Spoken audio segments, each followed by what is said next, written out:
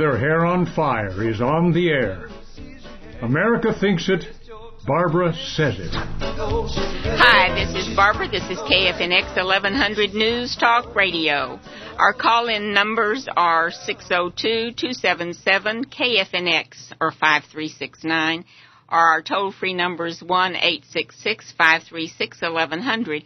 We're on the air with our guest, Matt Salmon, who is a candidate for the U.S. Congress, and Randy Pullen, the former GOP chairman for Arizona and the RNC chairman and CEO of a company called Wagewatch.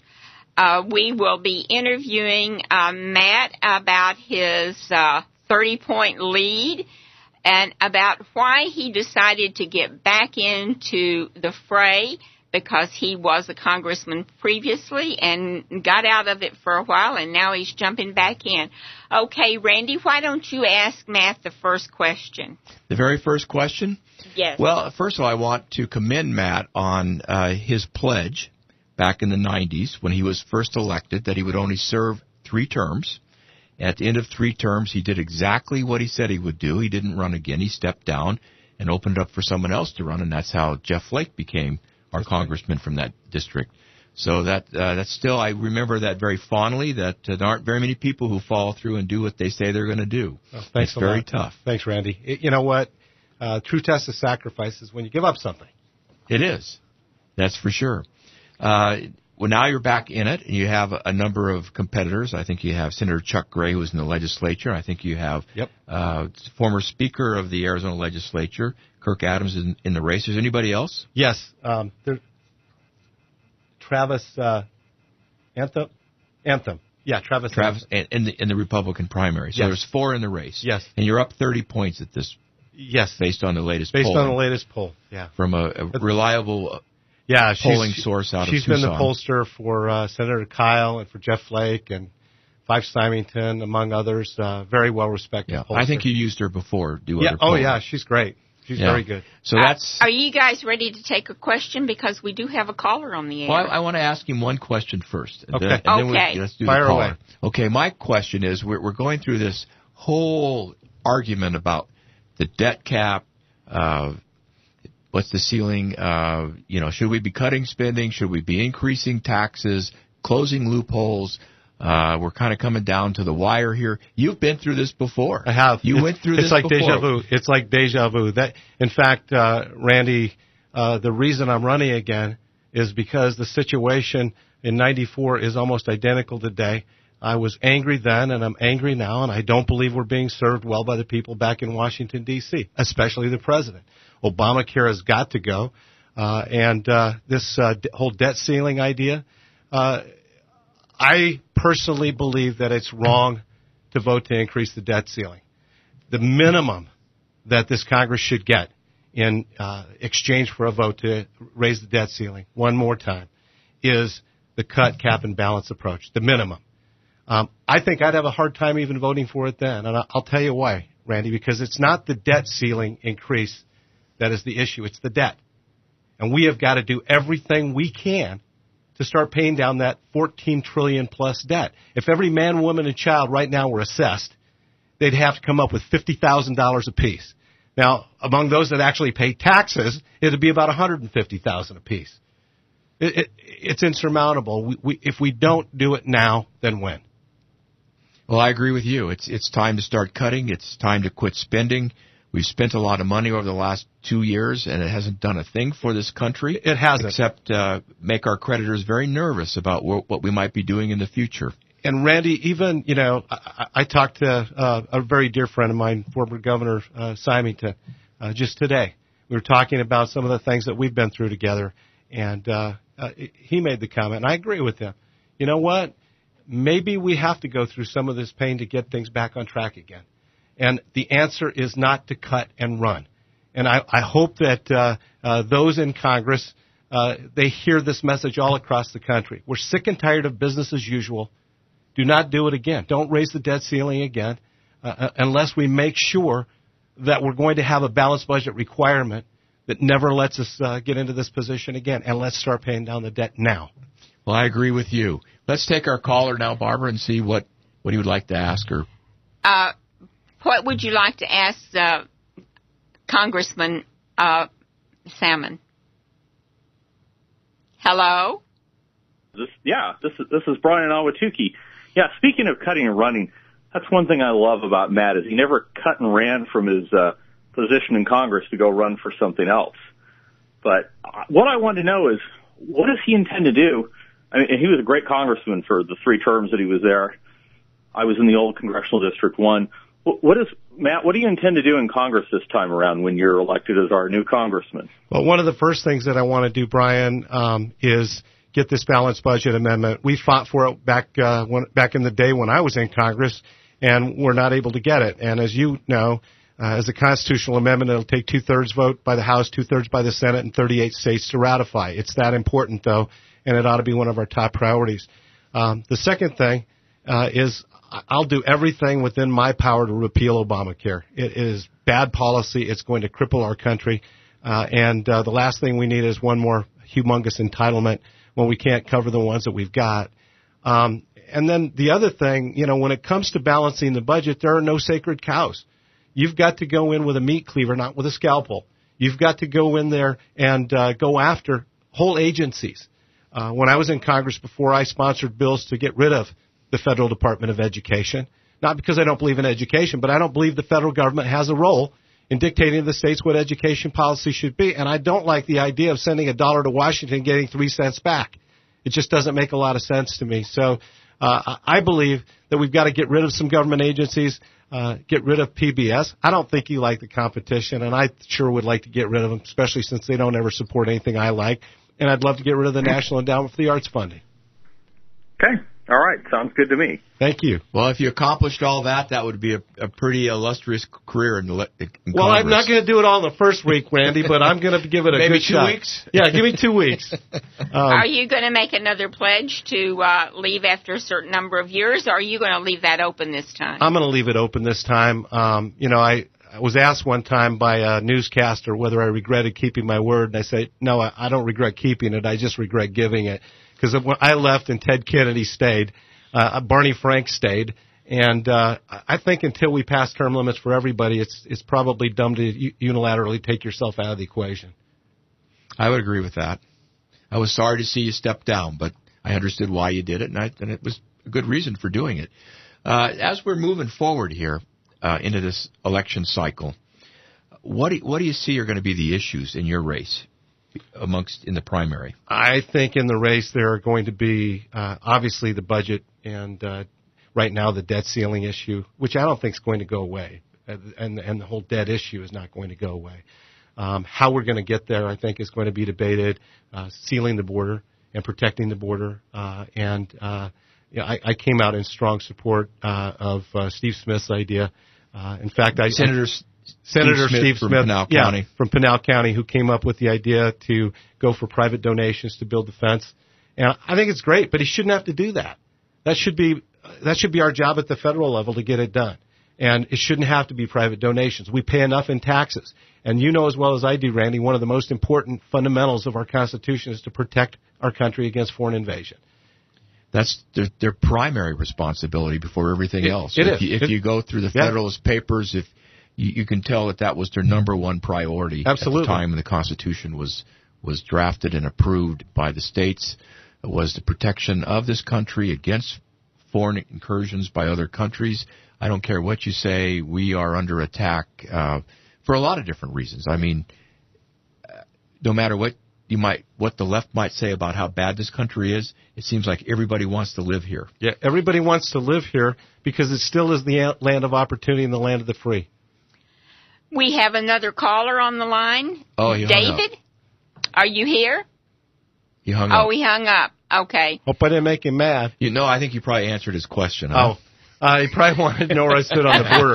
But anyway, Randy, those issues will be front and center. I think, what are we going to do with the whole health care issue? Those will all be issues that come up. I think between the candidates, we're all Republicans. Probably a lot of us will say similar things. But you know as well as I do, you've got John Boehner and you've got Eric Cantor. You've got, Mike Lee, and you've got, our majority leader, our minority leader. And there's a world of difference between those Republicans, isn't there? I mean, there are Republicans that want to, bend their knees at every turn, and there are Republicans that are willing to stand and fight on principle. I am a proven commodity. I was ranked by the Citizens Against Government Waste number 3 in all of Congress. We have another caller on the line. Matt, go ahead, and we've got a couple of minutes before we take a short break. Hello? Hello, Matt. We've got a couple of minutes before we have to take a short break. Go ahead with your question. Matt, this is Alex. I'd like to have you explain as best you can in 2 minutes your position on illegal immigration, and do you think the current administration's policies are, in that regard, are excessive, about right, or not good enough?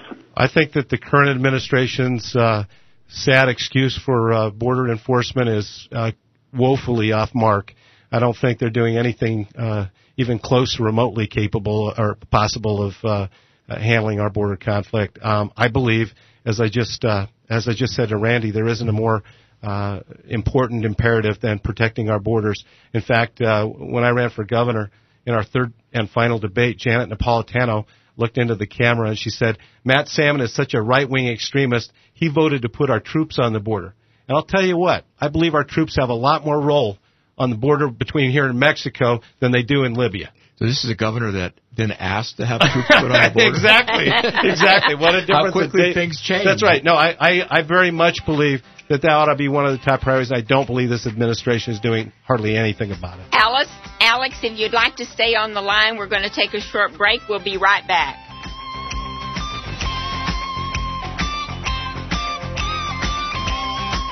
She's hot to go, she's ready, she's hot to go right now. She's hot to go, you got to know, let's stop and do it, girl. I don't have no liquor shop. The lady with her hair on fire is on the air.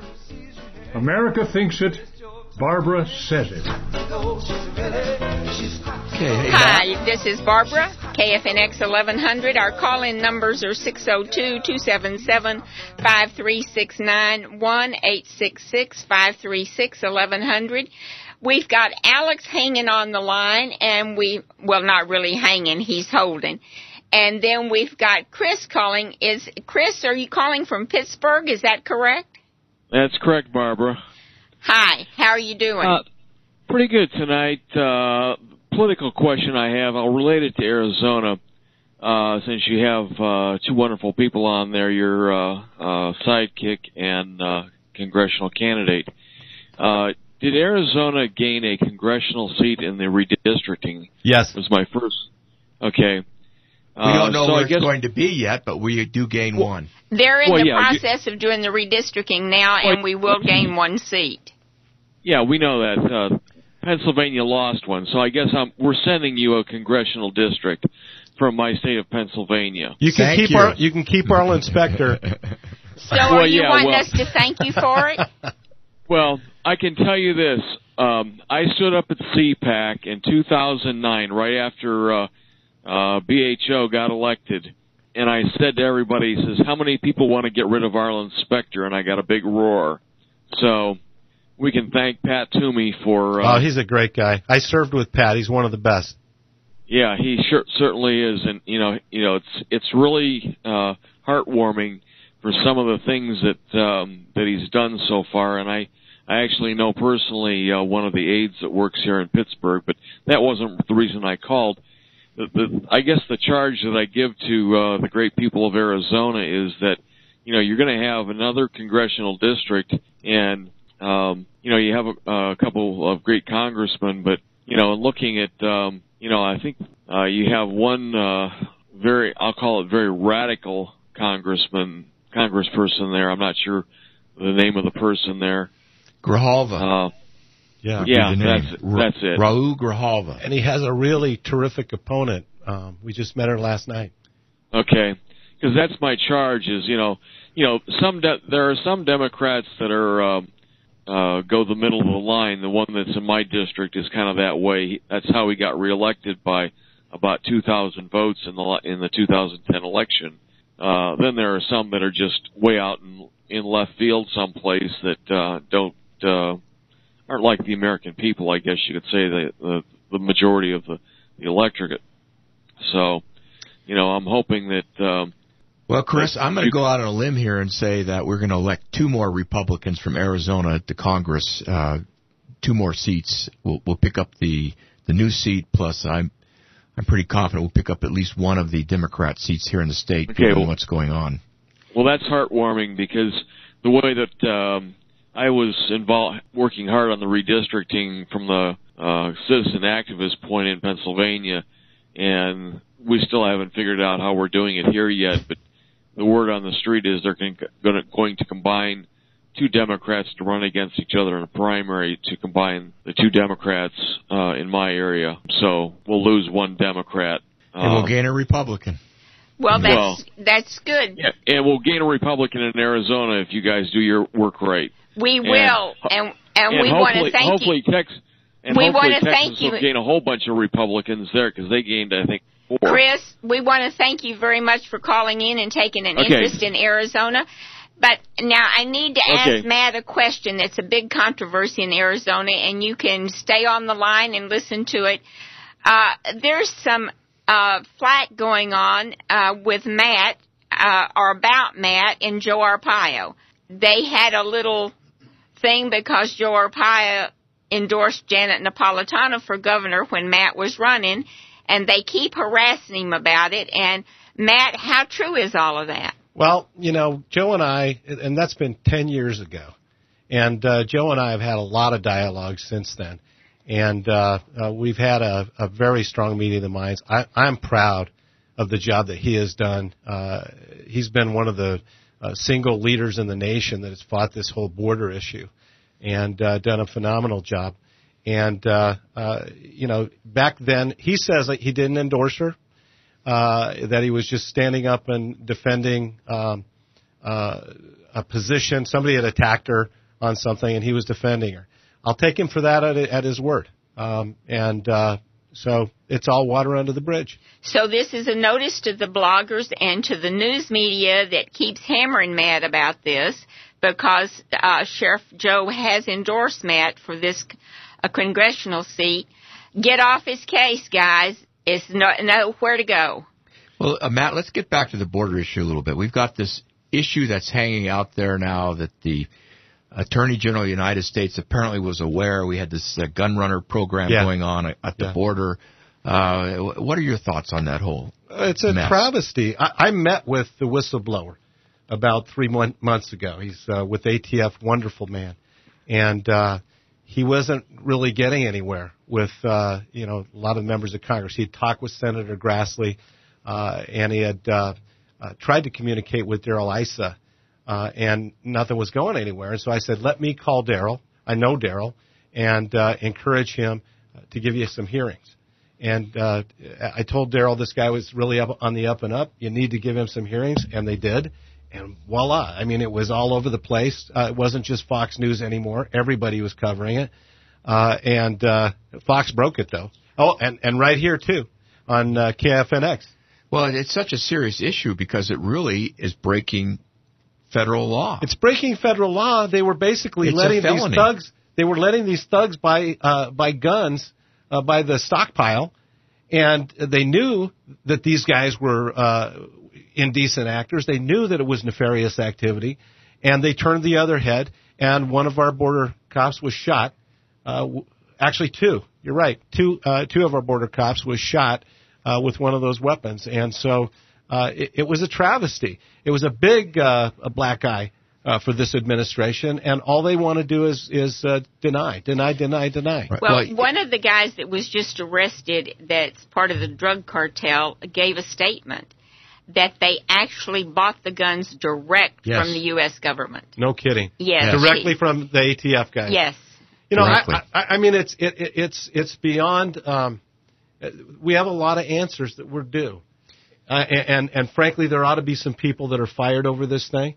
The president, for one. I will agree with you on that. Let's fire him next November. This is a serious issue. This is like Watergate. It's worse than Watergate. It Watergate was a third-rate burglary. This involves murder.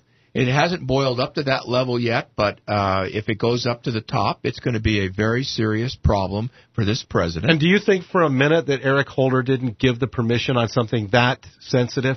Of course he all the way up to him. He should be gone. Of course. They're not going to do anything like that without exactly someone from the very top of the administration to approve it. Exactly. It's not just going to be some low-level bureaucrat that gives the approval. Well, for now we're going to like see this. if Obama is going to defend his attorney general.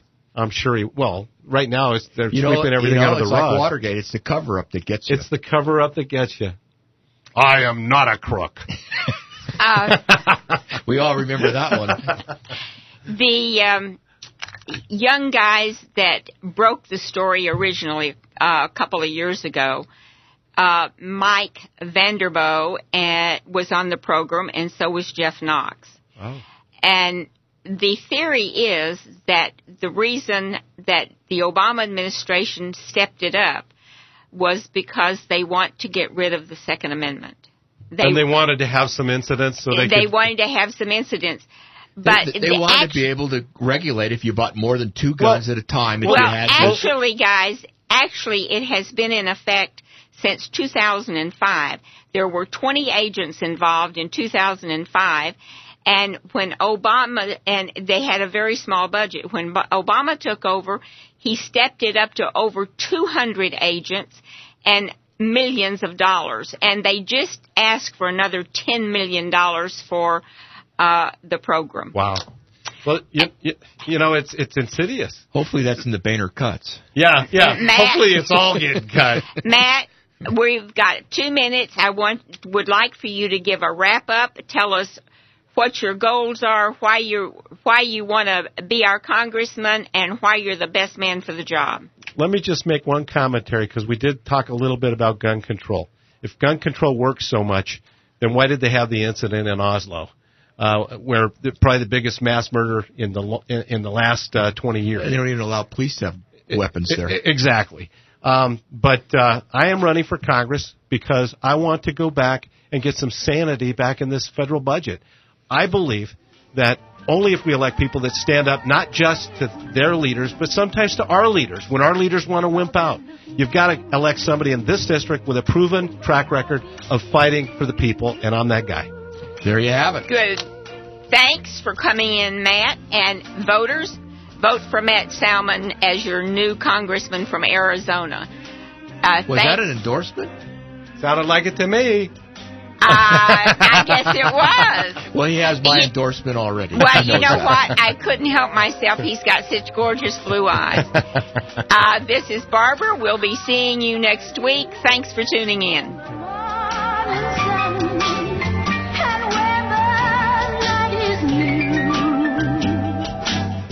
I'll be looking at the moon, but I'll be seeing